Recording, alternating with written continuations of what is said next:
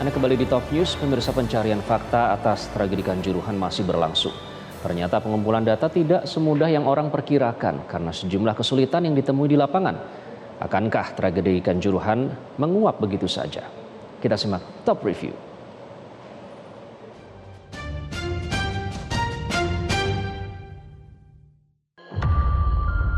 Bahwa gas air mata atau GS ini dalam skala tinggi pun tidak mematikan.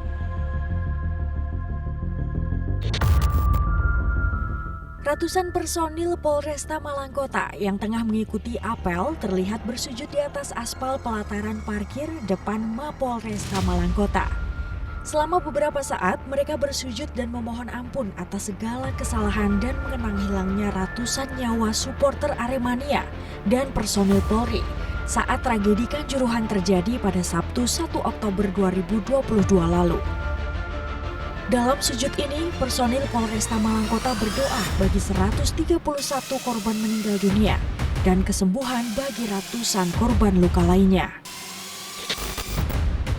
Data resmi yang dirilis Dinas Kesehatan Provinsi Jawa Timur per pukul 8 hari Minggu pagi menyebutkan total korban meninggal dunia pada tragedi Kanjuruhan mencapai 131 orang.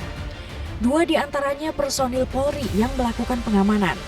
Sebanyak 557 orang tercatat menderita luka ringan dan sedang, sementara 26 lainnya luka berat.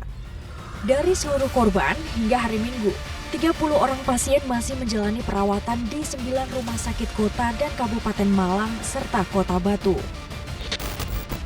Sementara itu, Tim Gabungan Independen Pencari Fakta (TGIPF) tragedi Kanjuruhan terus melakukan investigasi di Stadion Kanjuruhan Kepanjen, Kabupaten Malang. TGIPF melakukan kunjungan langsung untuk mendalami sejumlah fakta, di antaranya pintu yang tertutup. Faktanya, saat kejadian pintu 12 dan pintu 13 dalam kondisi tertutup. Temuan yang pertama, kita menyaksikan bahwa ternyata pintu, terutama pintu 12, 13 ini dalam kondisi yang tertutup. Nah, kami sedang mengumpulkan data-data dan akan segera mengundang para pihak yang berada dan bertanggung jawab untuk mengamankan pintu-pintu tersebut. TGIPF belum bisa menggali keterangan lebih detail karena petugas pintu belum bisa dimintai keterangan.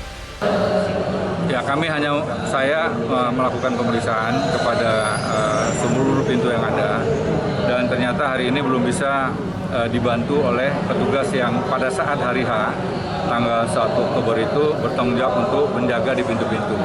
Jadi mungkin masih perlu waktu untuk mengumpulkan semua anggota atau panitia yang terlibat dalam pengamanan pintu. Karena itu menurut tim yang sekarang bekerja adalah salah satu poin yang sangat krusial. Ya, mana pintu yang dibuka, mana pintu yang tertutup, apa sebabnya terbuka, apa sebabnya tertutup. Ya, karena kalau dari penjelasan Kadispora, SOP-nya 10 menit atau 15 menit sebelum pertandingan berakhir, seluruh pintu itu harus dibuka. Ya, tapi faktanya pada saat malam tersebut ada sejumlah pintu yang tidak dibuka. Sementara itu, Komisi untuk Orang Hilang dan Korban Tindak Kekerasan (Kontras) yang juga melakukan investigasi mengaku ada kendala dalam mengumpulkan data. Sebab banyak saksi mata yang menutup diri untuk menceritakan kondisi dan situasi yang mereka lihat dan rekam di lokasi saat tragedi terjadi. Ini sih, mungkin karena ada kasus ini ya, pemeriksaan yang di luar prosedur yang dialami oleh Mas Kevin yang sempat ngupload video di TikTok itu, dia ditatangin sama polisi terus di BAP tanpa prosedur juga di Polsek Kepanjen itu buat orang ngerasa takut buat ngasih keterangannya itu. Nah, tapi jadi kami juga ini sih menyuruh aparat kepolisian lah buat nggak lagi melakukan bentuk-bentuk ancaman dan juga intimidasi bagi para penonton dan juga saksi.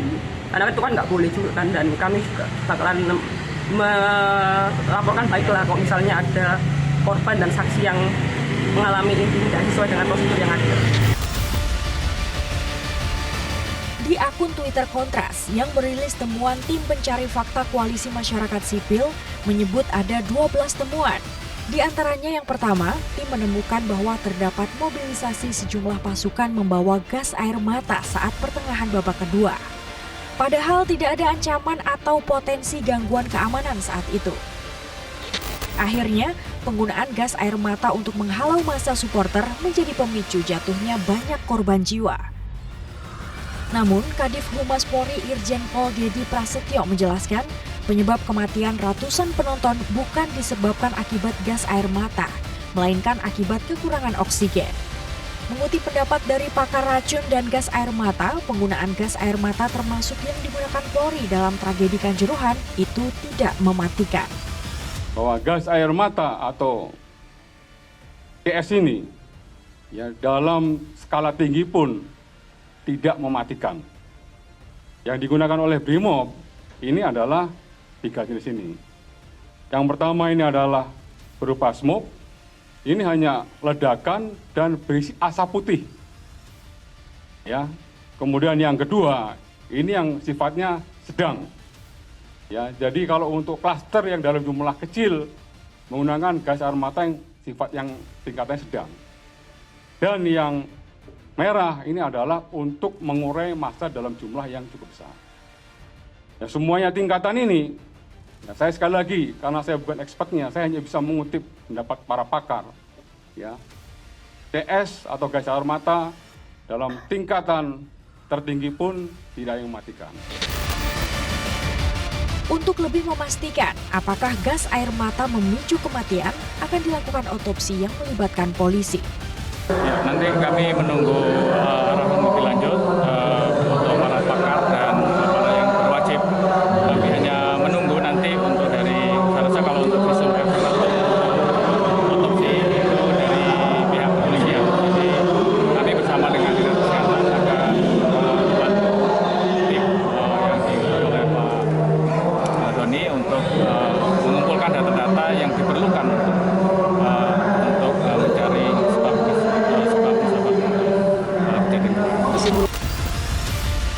Dari proses yang ada, ternyata tidak begitu saja mudah mengungkap apa yang terjadi di Kanjuruhan dengan korban jiwa mencapai 131 orang.